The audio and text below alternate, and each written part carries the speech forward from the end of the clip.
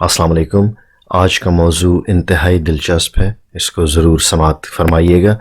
کیا آپ نے کبھی اس بات پر سوچا ہے یا غور کیا ہے کہ انسان کو جب موٹاپا ہوتا ہے، یعنی اس کے جسم پر جب چربی ہوتی ہے اور خوراک میں احتیاط یا ورزش سے اس چربی کو پگھلانے میں وہ کامیاب ہو جاتا ہے، تو وہ چربی کہاں جاتی ہے یا وہ چربی کس روٹ سے جسم سے نکلتی ہے؟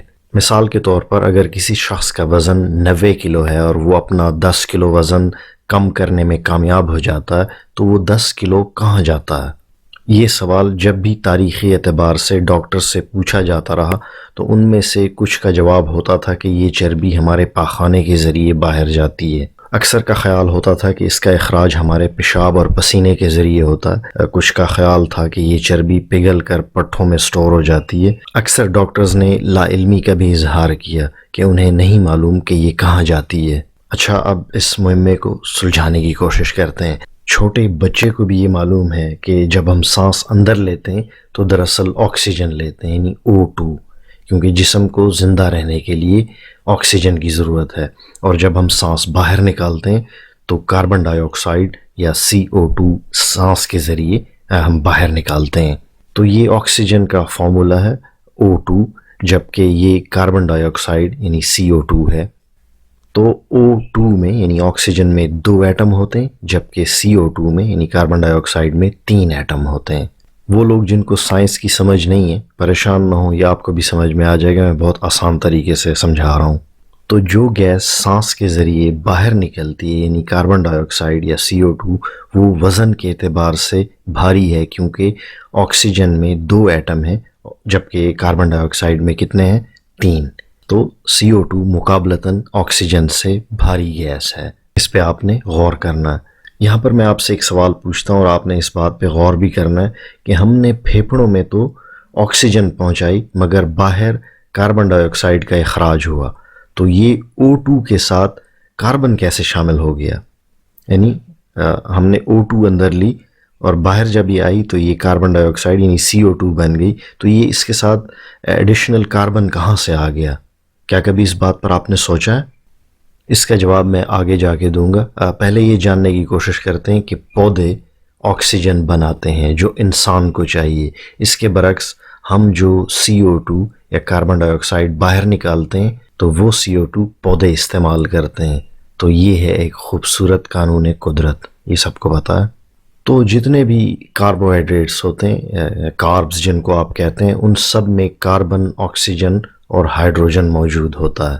اس سلائیڈ میں میں نے مختلف قسم کے جو شوگرز ہیں، کاربز ہیں، ان کا ذکر کیا ہے، ان کے فارمولاز لکھے ہیں، جیسے glucose, fructose, گیلیکٹوز، مالٹوز، screws and lactose, یہ ان کے فارمولاز ہیں، اور ان تمام فارمولاز کے اندر آپ کو کاربن نظر آتا ہے۔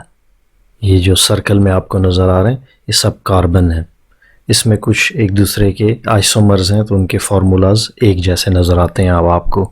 اب فیٹس کی بات کرتے ہیں، ان کے اندر کیا ہوتا ہے؟ فیٹس یا چربی کے اندر بھی یہی 3 عناصر ہوتے ہیں، یعنی کاربن، آکسیجن اور ہائیڈروجن۔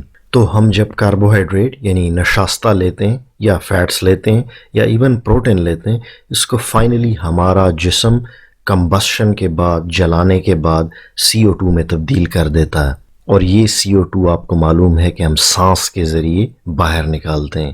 یہ جسم سے کس روٹ سے نکلتا ہے؟ گیس کی شکل میں۔ کس عضو کے براستہ پھیپھڑے، لنگز، جی ہاں۔ تو اگر آپ وزن کم کرنا چاہتے ہیں تو کاربن کم کھائیے یا کاربن جسم سے زیادہ باہر نکالیے۔ یہ سائنسی اعتبار سے میں نے آپ کے سامنے ایک پروف رکھا ہے، یہی کچھ ایک معتبر سائنسی جریدے میں بھی شائع ہو چکا ہے۔ تو اب یہاں پہ آتے ہیں کچھ اسٹریٹ فارورڈ ڈسکشن کی طرف۔ اگر آپ واک زیادہ کریں تو آپ گہری سانسیں لیں گے، اور اس طرح کرنے سے زیادہ آکسیجن اندر جائے گی اور زیادہ کاربن ڈائی آکسائڈ باہر جائے گی، اور یوں زیادہ فیٹ برن ہوگا، زیادہ چربی پگھلے گی۔ اس پہ غور کریں تو کوئی بھی بات ایگزامپل سے بہت آسانی سے واضح ہو جاتی ہے۔ یہ ایک بہت ہی مشہور فیٹ ہے، اس کا ذکر کر لیتے ہیں، جس کو ٹرائیگلیسرائڈ کہتے ہیں۔ جب آپ اپنا چربی کا ٹیسٹ کراتے ہیں تو اس میں بھی آپ کو یہ نظر آتا ہے۔ یہ آپ کو ٹرائیگلیسرائڈ کا فارمولا نظر آ رہا ہے، C55H104 O6. اس میں اتنے زیادہ کاربن ہیں، اتنے ہائیڈروجن ہیں اور اتنے آکسیجن ہیں، اور یہ ایک کافی وزنی فارمولا آپ کو نظر آ رہا ہے۔ اب یہ دیکھتے ہیں کہ جسم کے اندر جب فیٹ میٹابولزم ہوتی ہے یا چربی پگھلتی ہے اس وقت ہمارے جسم میں کیا ہوتا ہے۔ اسی ٹرائیگلیسرائڈ کی ایگزامپل سے ہم آگے بڑھتے ہیں۔ تو یہاں پہ آپ کو وہی ٹرائیگلیسرائڈ نظر آ رہا ہے، اس میں 55 کاربن ہے، اور یہاں پہ بھی ہمیں آکسیجن کی ضرورت ہوتی ہے۔ یہ وہ آکسیجن ہے جو ہم سانس کے ذریعے اندر لیتے ہیں۔ تو جب چربی پگھلتی ہے تو پروڈکٹ کیا بنتا کیا ہے اس کے نتیجے میں، اس ریئیکشن کے نتیجے میں کاربن ڈائی آکسائڈ اور واٹر، کاربن ڈائی آکسائڈ اور پانی بنتا ہے، اور یہ سب جس عمل کے نتیجے میں ہمارے جسم میں ہوتا ہے اس کو بیٹا آکسیڈیشن کہتے ہیں۔ ایک اور پاتھ وے بھی ہے جس کو کیٹوجینک پاتھ وے کہتے ہیں، اور اکثر ڈاکٹر کی ویڈیوز میں جو آپ کیٹو ڈائٹ کا کانسیپٹ سنتے ہیں وہ بھی اسی کیٹوجینک پاتھ وے سے اخذ کیا گیا ہے۔ تو اس ریئیکشن کو میں نے ذرا سادہ انداز میں لکھ لیا۔ یہ وہی ٹرائیگلیسرائڈ ہے، یہ جب چربی یا ٹرائیگلیسرائڈ پگھلتے ہیں کاربن ڈائی آکسائڈ بنتی ہے، پانی بنتا ہے، اور یہی کاربن ڈائی آکسائڈ پھر پھیپھڑوں کے راستے باہر فضا میں نکال دیا جاتا ہے، اس کا اخراج ہوتا ہے۔ میں کیلکولیشن کر رہا تھا جس میں یہ پتہ چلا کہ اگر آپ ایک برگر کھاتے ہیں اور اس سے جو چربی جسم میں بنتی ہے اس کو مکمل طور پہ پگھلانے کے لیے جسم کو 4 گھنٹے کی واک چاہیے ہوتی ہے۔ ایک میڈیم سائز چاکلیٹ بار میں جتنا شوگر ہوتا ہے اور اس سے جو فیٹ جسم میں بنتا ہے اس کو پگھلانے کے لیے جسم کو 3.5 گھنٹے واک کرنی پڑتی ہے۔ تو آپ باقی اندازہ خود لگا سکتے ہیں۔ آپ کو پتہ ہے کہ آپ جس شکل میں بھی چینی یا شوگر کا استعمال کرتے ہیں وہ جسم میں کچھ تو استعمال ہو جاتا ہے طاقت کے حصول کے لیے، جبکہ باقی ماندہ چربی کی شکل میں سٹور ہو جاتا ہے۔ تو اس لیے کہتے ہیں کہ اگر آپ ویٹ لوز کرنا چاہتے ہیں تو تمام میٹھی اشیاء سے پرہیز برتیں، روٹی کم کھائیں کیونکہ اس کے اندر بھی کاربوہائیڈریٹ ہوتے ہیں، اس کے اندر بھی کاربن ہوتا ہے۔ کاربوہائیڈریٹ کا مطلب یہ ہے کہ اس کے اندر کاربن ہے، ایسا کاربن جس کو ہائیڈریٹ کیا گیا ہو، اس کے اندر پانی شامل کیا گیا ہو۔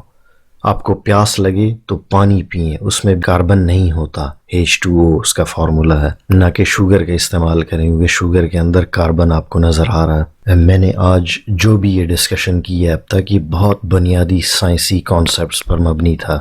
انفارچونیٹلی ہمارے اسکولوں میں اساتذہ کی اپنی ٹریننگ چونکہ نہیں ہوتی، اور وہ کانسیپٹس جو بچوں کو ابتدائی عمر سے پتہ ہونے چاہیے وہ انہیں ساری عمر پتہ نہیں چل پاتے۔ بچوں کو پتہ ہونا چاہیے کہ ہمارا جسم کن ایٹمز سے مل کر بنا ہے، یا جیسے آج میں نے بتایا کہ سانس لینا محض O2 اور CO2 کا نام نہیں ہے، اس کے ساتھ جڑے اور بہت سارے معنی اور مفہوم ہیں جن میں سے کچھ کا ذکر آج کی ویڈیو میں نے کیا۔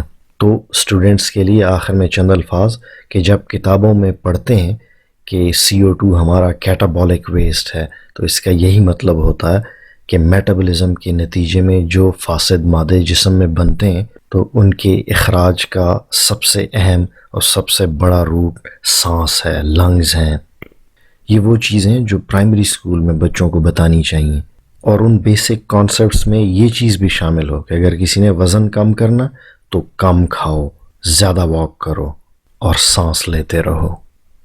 تو آج بس یہاں تک، اگلے ویکینڈ پر کسی اور میڈیکل ایشو پہ بات کریں گے۔ فی امان اللہ۔